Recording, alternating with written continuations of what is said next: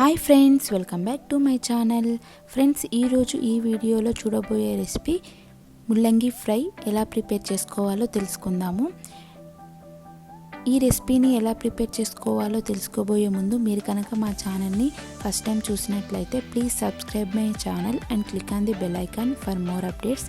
ఇప్పుడు మనము ప్రాసెస్లోకి వెళ్దాము. ముందుగా 2 కప్పుల చనా దాల్ని వాష్ చేసుకొని 1 గంట పాటు నానబెట్టుకోండి.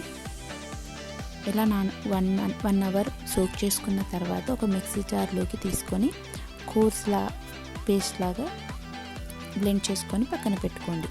తర్వాత ఒక ప్యాన్లో 3 టేబుల్ స్పూన్ల ఆయిల్ వేసుకొని వేడి చేసుకోండి. ఆయిల్ వేడెక్కిన తర్వాత దీనిలో 2 ఎండుమిర్చి, 1/2 టేబుల్ స్పూన్ ఆవాలు, 1/2 టేబుల్ స్పూన్ జీలకర్ర వేసుకొని ఫ్రై చేసుకోండి.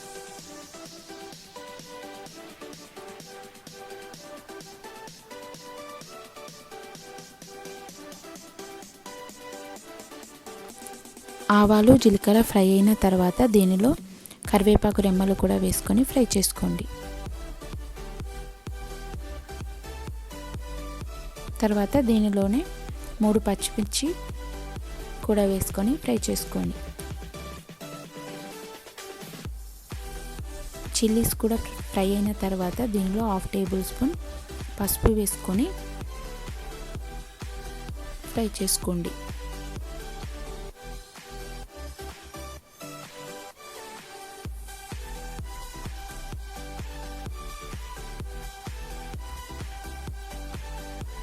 తర్వాత దీనిలో ముందుగా కట్ చేసి పెట్టుకున్న ముల్లంగిని కూడా వేసుకోండి. ఈ ఫ్రై కోసం మనము ముల్లంగి ముక్కల్ని సన్నగా కట్ చేసుకుంటే ఈ కర్రీ చాలా టేస్టీగా ఉంటుంది. ముందుగా పీల్ ఆఫ్ చేసుకొని చిన్న చిన్న ముక్కల్లాగా కట్ చేసుకోండి. లేకపోతే మీరు గ్రేటర్ సాయంతో అయినా కూడా మీరు గ్రేట్ చేసుకున్న ఈ కర్రీకి చాలా బాగుంటుంది. ఇలా మొత్తం బాగా కలుపుకొని లిడ్ క్లోజ్ చేసుకొని ఒక 2 నిమిషాల పాటు ఫ్రై చేయండి. ఒక 2 నిమిషాల తర్వాత మరొకసారి కలుపుకొని దీనిలో రుచికి సరిపడినంత సాల్ట్ కూడా వేసుకొని మరొక 2 నిమిషాల పాటు ఫ్రై చేయండి.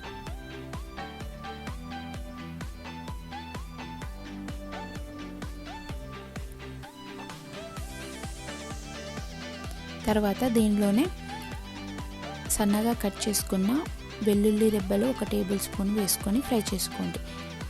కావాలంటే మీరు ఈ వెల్లుల్లి రెబ్బల్ని పోపులో అయినా కూడా వేసుకోవచ్చు.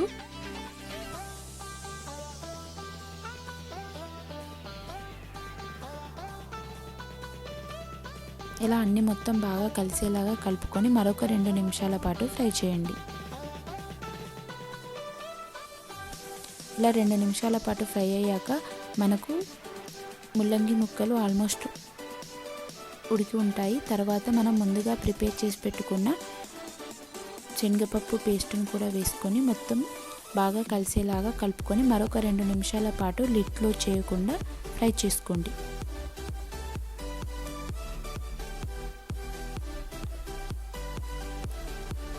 ఇలా 2 నిమిషాల పాటు బాగా ఫ్రై చేసుకున్న తర్వాత దీనిలో 1/2 tablespoon chilli powder, 1/2 tablespoon ధనియా పౌడర్, తర్వాత దీనిలోనే కట్ చేసి పెట్టుకున్న కొత్తిమీర కూడా వేసుకొని బాగా కలుపుకొని మరొక 1 మినిట్ వరకు ఫ్రై చేయండి.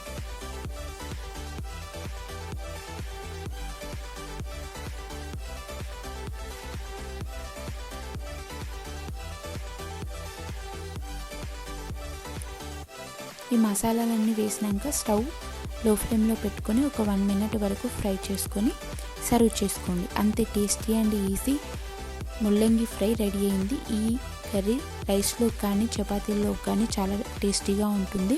మీరు కూడా ఒకసారి ట్రై చేసి నాకు ఫీడ్బ్యాక్ ఇవ్వండి. మీకు కనుక ఈ రెసిపీ నచ్చినట్లయితే లైక్ చేయండి, షేర్ చేయండి, కామెంట్ చేయండి.